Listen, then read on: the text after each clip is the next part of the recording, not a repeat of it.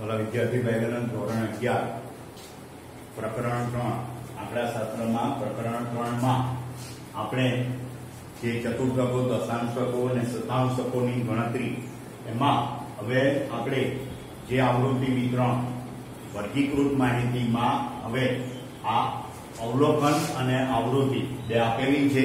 તમને અહીંયા એવું કહ્યું છે કે મુલાકાતોની સંખ્યા બરાબર એ માહિતી માટે મુલાકાતોની સંખ્યા અને ગ્રાહકોની સંખ્યા બે વસ્તુ આપેલી છે।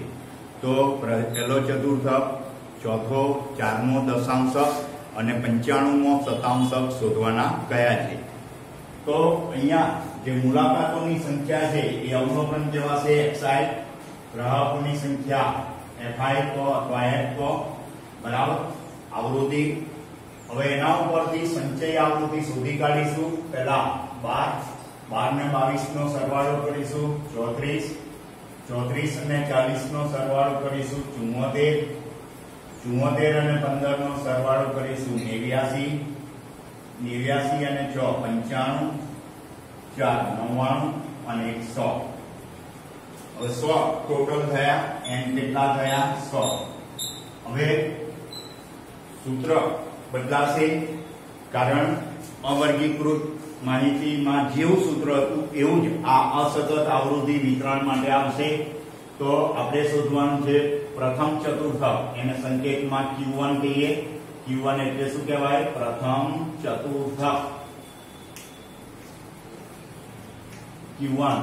तो 1 into n plus 1 upon 4 मां अवलोकननी किंमत।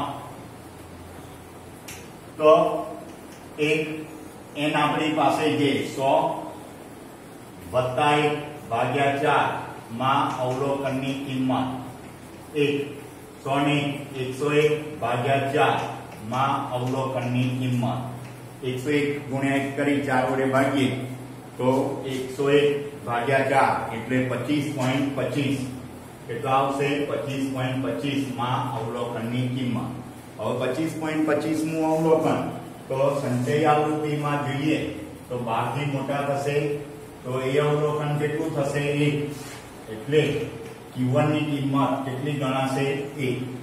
આ રીતે Q1 શોધ્યો। એવી રીતે ચોથો દશાંશક કયો શોધવાનો છે? ચોથો દશાંશક એટલે એને સંકેતમાં શું કહીશું? D4। चारमो दशांशक એટલે એને આપણે D4 ગણીશું। તો 4 કૌંસમાં n વત્તા 1 છેદમાં દશાંશક છે એટલે કેટલા વડે ભાગવા પડશે? 10 વડે માં અવલોકનની કિંમત। તો 4 n આપણી પાસે છે 100 વત્તા 1 ભાગ્યા 10 માં અવલોકનની કિંમત।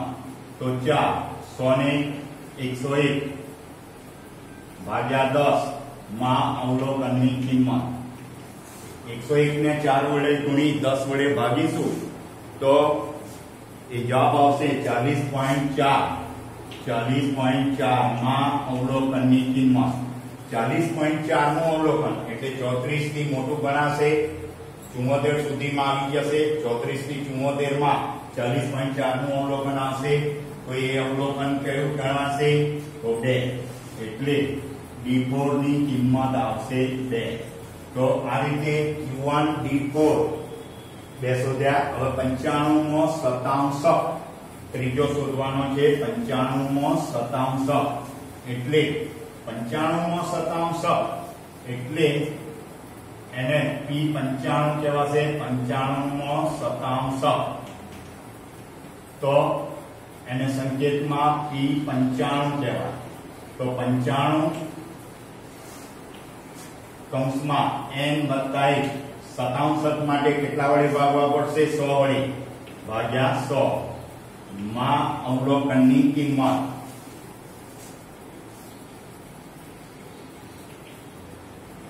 અવલોકનની કિંમત તો 95 n આપણી પાસે છે 100 વત્તા 1 ભાગ્યા 100 માં અવલોકનની કિંમત। તો 95 100 વત્તા 1 101 ભાગ્યા 100 માં અવલોકનની કિંમત 101 ને 95 વડે ગુણી 100 વડે ભાગશો તો 95.95 માં અવલોકનની કિંમત.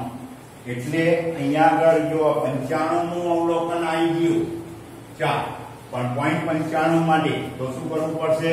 આવી પરિસ્થિતિમાં તો અહીંયા આગળ અવલોકન બદલાઈ જશે એટલે 95.95 માં દેવા પડશે. એટલે તમારે શું કરવું પડશે? આમાં 95 માં અવલોકનની કિંમત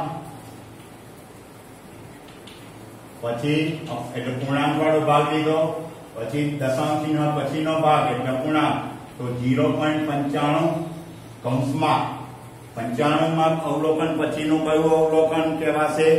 તો એના માટે 96 માં અવલોકનની કિંમત બરાબર ઓછા 95 માં અવલોકનની કિંમત શું ગણાશે? 96 માં અવલોકનની કિંમત ઓછા 95 માં અવલોકનની કિંમત. તો 95 માં અવલોકનની કિંમત આપણી પાસે આવી 4, 95 માં અવલોકનની કિંમત આવી 4 વત્તા 0.95 96 માં અવલોકનની કિંમત એટલે 95 થી મોટું ગણાશે એટલે કેટલા કહેવાશે? 5 ઓછા 95 માં અવલોકનની કિંમત 4 તો 4 વત્તા 0.95 5 માંથી 4 જાય તો 1 તો 4 વત્તા 0.95 ગુણ્યા 1 એટલે 0.95 એટલે 4.95 થશે P95 ની કિંમત. તો આ રીતે આપણે ચતુર્થકો, દશાંશકો અને શતાંશકો એના દાખલાની વાત કરી. હવે આગળ આપણે નવો મુદ્દાની વાત કરવાની છે બહુલક. બહુલક એને અંગ્રેજીમાં મોડ તરીકે ઓળખીએ છીએ આપણે મોડ MODE બહુલક. તો બહુલક શું છે એના વિશે સમજીશું પહેલા, પછી એ બહુલક જુદી જુદી માહિતી માટે કઈ રીતે શોધાય એના અંગેની પણ વાત કરીશું. તો પહેલા બહુલક શું છે? બહુલક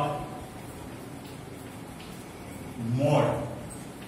હવે આમ તો તમે 10મા ધોરણમાં બહુલક વિશે ભણી ગયા છો, એ જ વસ્તુ આની અંદર છે. તો બહુલક એ ખરેખર શું છે? તો આપણી પાસે જે કઈ માહિતી હોય એ માહિતીમાં સૌથી વધારે વખત આવતું અવલોકન એને બહુલક તરીકે ઓળખીએ છીએ. એટલે સૌથી વધુ વખત પુનરાવર્તિત પામતું અવલોકન, અથવા તો બીજી રીતે કહીએ તો મહત્તમ આવૃત્તિ વાળું અવલોકન એના આપણે શું ગણીએ છીએ? બહુલક. એટલે બહુલક એને મોડ કહીએ છીએ. 10મા ધોરણમાં આપણે બહુલકનો સંકેત Z વાપરતા હતા. અહીંયા બહુલકનો સંકેત એના અંગ્રેજી નામ ઉપરથી મોડ ઉપરથી MO, આ રીતે એનો બહુલકનો સંકેત MO.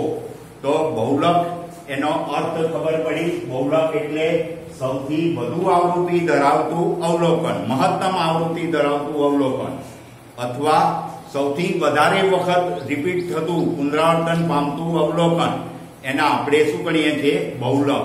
હવે આપણી પાસે ધારો કે અવર્ગીકૃત માહિતી આપેલી હોય તો અવર્ગીકૃત માહિતી માટે બહુલક શોધવો હોય તો કોઈ અવલોકન જે સૌથી વધારે વખત પુનરાવર્તન પામતું હોય એવા અવલોકનને આપણે શું ગણીએ છીએ? બહુલક તરીકે ઓળખીએ છીએ.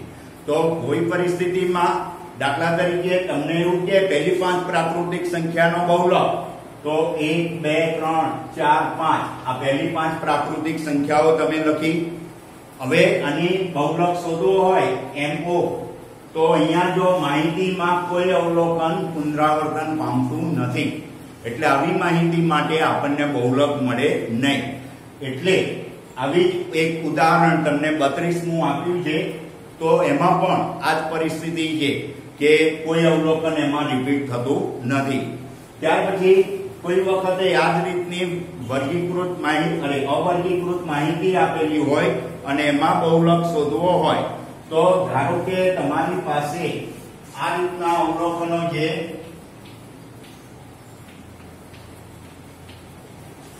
તો માહિતીને જોતામાં જ અવલોકન 2 એ સૌથી વધારે વખત પુનરાવર્તન પામે છે એટલે MO બહુલક તો સૌથી વધુ વખત પુનરાવર્તન પામતું અવલોકન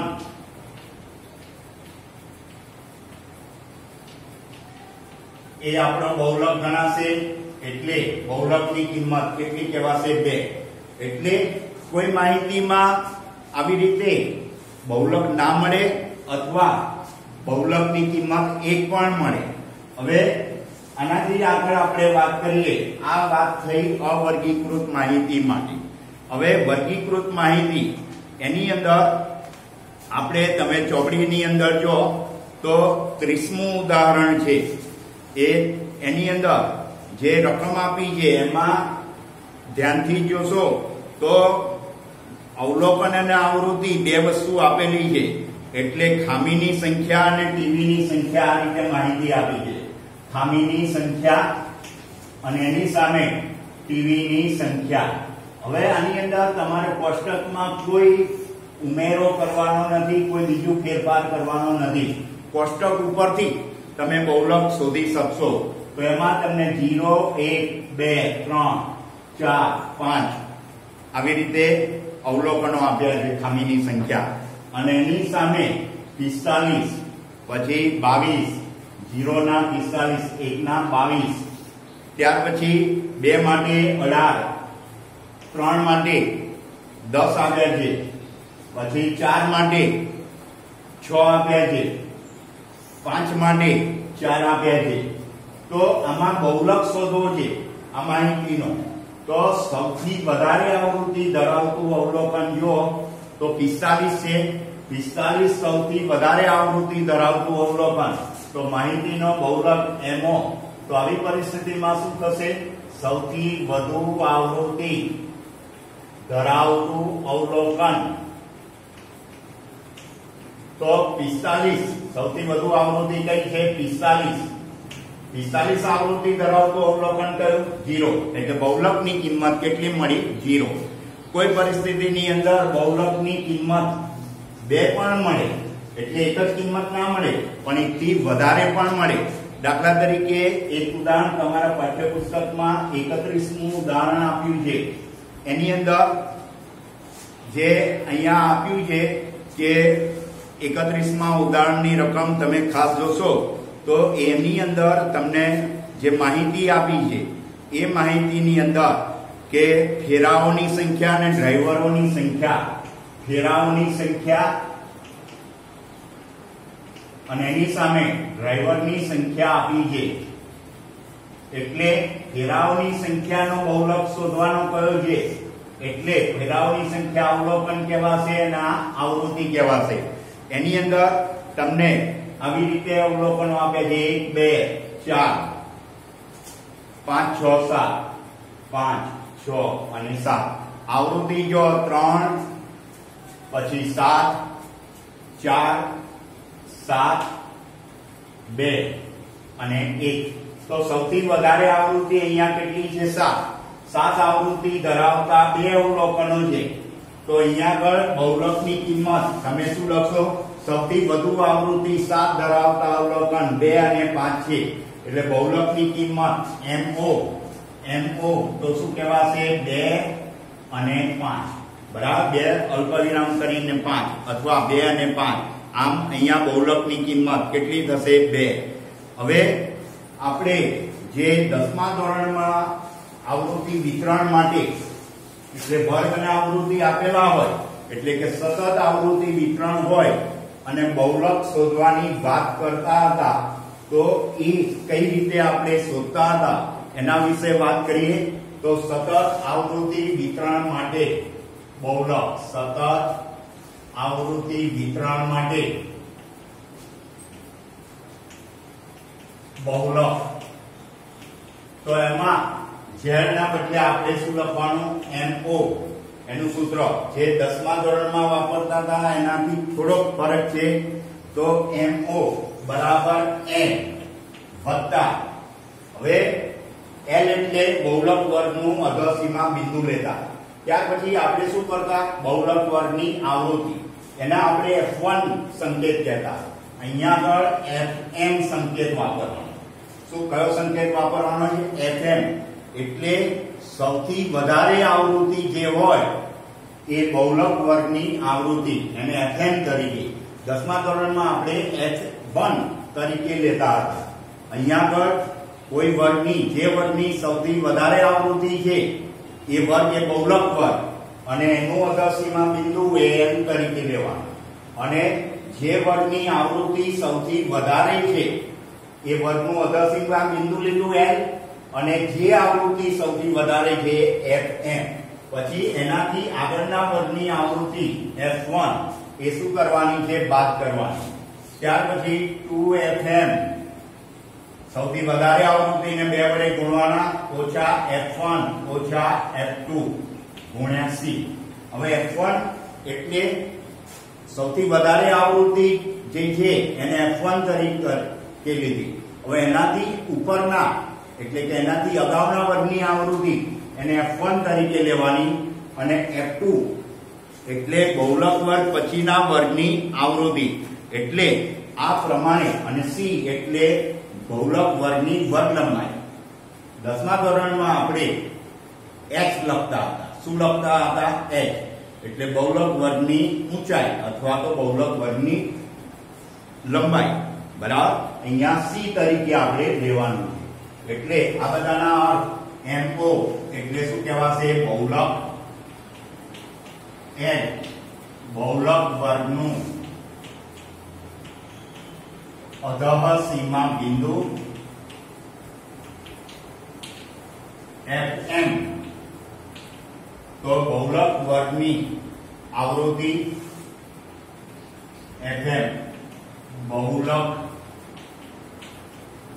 વર્ગની આવૃત્તિ. હવે બહુલક વર્ગની આવૃત્તિ એટલે મહત્તમ આવૃત્તિ, મહત્તમ આવૃત્તિ, સૌથી વધારે આવૃત્તિ. બહુલક વર્ગ એટલે સૌથી વધુ આવૃત્તિ ધરાવતો વર્ગ. બીજી રીતે સૌથી વધુ આવૃત્તિ ધરાવતો વર્ગ Fm.